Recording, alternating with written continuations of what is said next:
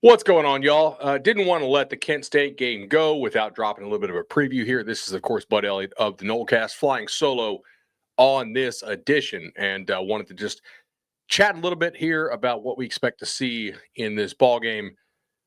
We expect to see blood, like a lot of it, because Kent State is awful. They come into Florida State 3:30 on Saturday. The spread is 45 points. You literally cannot bet on Kent State to win the game, at least not in any book that you've ever heard of.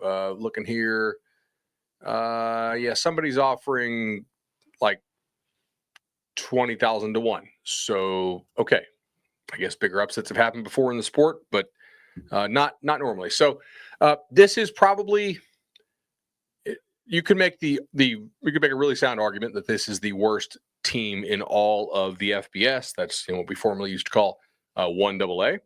And it's an underdog to a large number, a very large number of FCS teams. Those, of course, would be 1AA teams. So let's go ahead and get into this. Of course, we want to thank our sponsors off the top on a quickie preview episode. Madison Social Township, the For the Table Restaurant Group, do an awesome job. Got a pretty cool announcement coming with those guys. Can't announce it quite yet, but just know that it involves me and a show with Matzo and the whole group. So, yeah, really excited about that. More cool changes coming to the Nolecast as well. Really excited about that.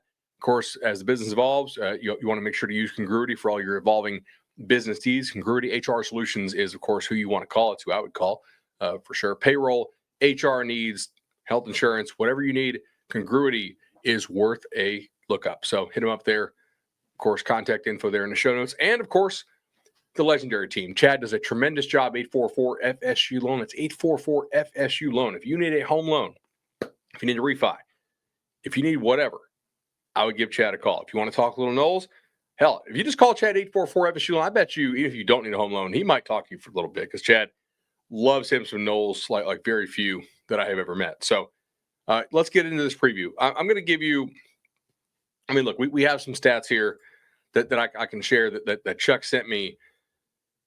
Y'all, this is pretty rough. I'll go ahead and share screen here. All right, look, guys.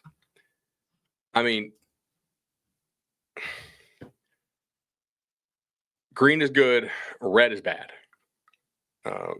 Technically, Kent State's offense ranks 38th in yards per dropback, 60th in EPA per dropback. They are completely incapable of rushing the football. Yards per rush, 131st. EPA per rush, 119th. Success rate, 125th. So they really can't run it. They could chuck it around ever so slightly.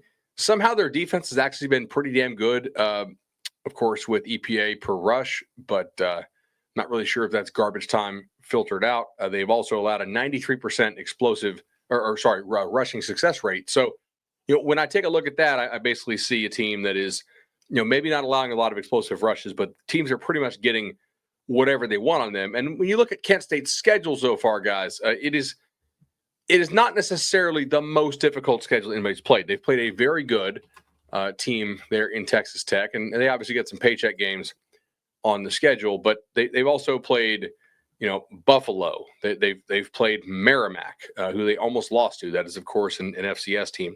They were actually fairly competitive against Buffalo after barely squeaking by Merrimack, and Kent State handled them 62-14. That is 62-14. There's a couple guys on the roster who, like, if you want to sound smart for your friends, you can discuss how you know these guys in theory. All right, the first one is going to be quarterback Drew DeShields. He's kind of decent, redshirt freshman. Like, they might have something here by max standards. I don't know if they can hold on to him long term, but he's okay. Dusty Morrell is a pretty highly rated center for them. And then everybody else who's getting highly graded is basically not a starter so far, and they're just guys who are getting put in absolute garbage time and probably facing some backups. Cade Walford, one of their receivers, who's also a redshirt freshman. He's a guy, potentially to look out there. But this is a team, they're just, this is a mess. Like, they lost their coach late in the season last year. They're just really not much. Like, they're not really an FBS level team, unfortunately, right now. And I'm not trying to dog these guys. They actually had something going on for a little while when Sean Lewis was the coach. And, of course, he left for Colorado before he bounced to take the San Diego State job. This is one of the most difficult jobs in the entire country. There's not a lot that you really can or should say about this football team, and I'm just not trying to be negative about these guys. CJ Young, actually one of their linebackers, he's a redshirt sophomore. He gets a whole lot of grades, of course, and he gets a lot of reps where they're just running the ball right at him. So that's late in games. Oftentimes against backups, you're able to clean up those, quite a bit. PFF grades don't exactly adjust for quality of competition. So that's just something to keep an eye out for. What else should we talk about today? Jamon Mathis is a highly rated kid for them. He's a redshirt sophomore. That's number 4. 3 and 4 are the guys to look for on defense for the most part. They're going to operate, for the most part, will not be a tempo team, but I can see them potentially breaking out if they want to work on it some for conference play. But I doubt it. It's a good game for family weekend, y'all. It's a good game to have family weekend in Tallahassee because a lot of people who otherwise wouldn't know won't realize this team is basically an FCS level team, and that Florida State kind of just loaded 2 FCS level teams on its schedule, which, if you were not in the playoff hunt, I think you'd be complaining about. But since you are in the playoff hunt, you're like, cool. Continue to get healthy, continue to work on stuff in practice, continue to prep for that Miami game. And, of course, for the short rest Virginia game, I would like to see Florida State get out to a hot start in this one. I want to see how much Mike Norvell lets Gus Malzahn kind of pile it on. And then I want to see a lot of the young guys, man. This is a great opportunity after kind of a bit of a difficult stretch coming up to really work a lot of these young guys. Get your legs out of the game, get fresh, get on to Virginia in that short rest of Friday night game. A UVA team that, while their defense might not be much, they certainly can score on most everybody so far.